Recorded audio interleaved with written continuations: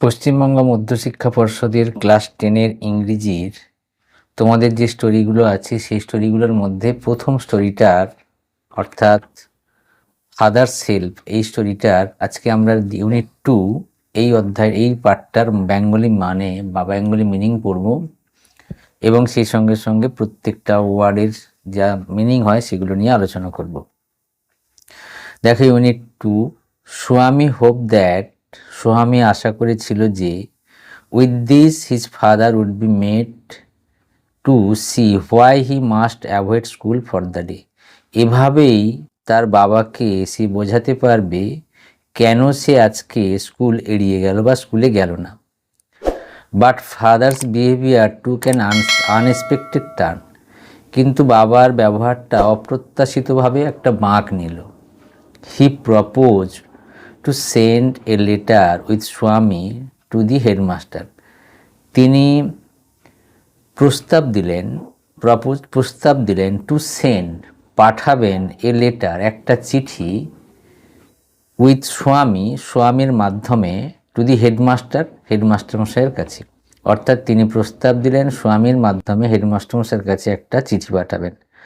No amount of protest from স্বামীর দিক থেকে কোনো রকমের প্রতিবাদ would make him change his mind, তার মন মানসিকতাটাকে বদলাতে পারল না। বাই দি টাইম স্বামী was ready to leave for school, এই সময়ে স্বামী স্কুলে যাওয়ার জন্য প্রস্তুত হলো। Father had composed a long letter to the headmaster, বাবা হেডমাস্টারকে দেওয়ার জন্য একটা লম্বা চিঠি লিখলেন। He put it in an envelope and seal ইট, তিনি এটি একটি খামের মধ্যে রাখলেন এবং এটাকে খামটার মুখটা বন্ধ করে দিলেন। What have you written father, Swami asked apprehensively, Swami অত্যন্ত দুঃখের সঙ্গে জিজ্ঞেস করল, বাবা তুমি এতে কি লিখেছ? নাথিং ফর ইউ, তোমার সম্পর্কে কিছু লিখিনি। Give it to your headmaster and go to your class, তুমি তোমার হেডমাস্টার মশাইকে এটা দেবে এবং তোমার ক্লাসে চলে যাবে। Have you written anything about our teacher Samuel, তুমি কি আমাদের টিচার স্যামুয়েল সম্পর্কে কিছু লিখেছ? ইয়েস প্ল্যান্টি অফ থিংস, হ্যাঁ অনেক কিছুই লিখেছি। What was he done father, বাবা তিনি কি করেছেন? Everything is there in the letter, সব কিছুই এই চিঠির মধ্যে আছে। Give it to your headmaster, এটা তোমার হেডমাস্টার মশাইকে দিও। Swami went to school feeling that he was the worst boy on the earth, Swami স্কুলে চলে গেল এটা ভাবতে ভাবতে যে সে পৃথিবীর মধ্যে সব থেকে ওর্স্ট মানে খারাপ, নিকৃষ্টতম একটি বালক। হিজ কনসিয়াস বদার্ড হিম, তার বিবেক তাকে দুশ্চিন্তায় ফেলে দিয়েছে। He was not at all sure of his description of Samuel had been accurate, সে সম্পূর্ণরূপে নিশ্চিত ছিল না যেহেতু তার দেওয়া বর্ণনাটা স্যামুয়েল সম্পর্কে সম্পূর্ণরূপে ঠিক কিনা। হি ফেল, সে অনুভব করেছে, he had mixed up the real and the imagine, সে বাস্তব এবং কল্পনাকে এর সঙ্গে মিশিয়েই সে বলেছে। Swami stopped on the road side to make up his mind about Samuel, Swami stop মানে স্বামী দাঁড়িয়ে পড়ল, অন দি রোড সাইড মানে রাস্তার পাশে, two make up his mind তার মনটাকে স্থির করার জন্য, অ্যাবাউট স্যামুয়েল সম্পর্কে। Samuel was not such a bad man after all, Samuel মোটেও খারাপ লোক ছিলেন না। Personally he was much more friendly than the other teachers, ব্যক্তিগতভাবে তিনি ছিলেন অনেক বেশি বন্ধুভাবাপন্ন অন্যান্য শিক্ষকদের থেকে। স্বামী also fail Samuel had a special regard for him, স্বামী এটাও অনুভব করেছিল যে মনে মনে ভেবেছিল যে স্যামুয়েল স্যারের প্রতি তার একটা বিশেষ সম্মান বা পছন্দ রয়েছে। Swami head was dizzy with confusion, স্বামীর মাথায় তালগোল পাকিয়ে গেল, চিন্তা ভাবনায় তালগোল পাকিয়ে গেল। He could not Swami's head was dizzy, স্বামীর মাথা ঝিঝি করতে শুরু করলো বা ভোঁ করতে শুরু করলো উইথ কনফিউশন, অর্থাৎ গোলানো চিন্তাভাবনায়।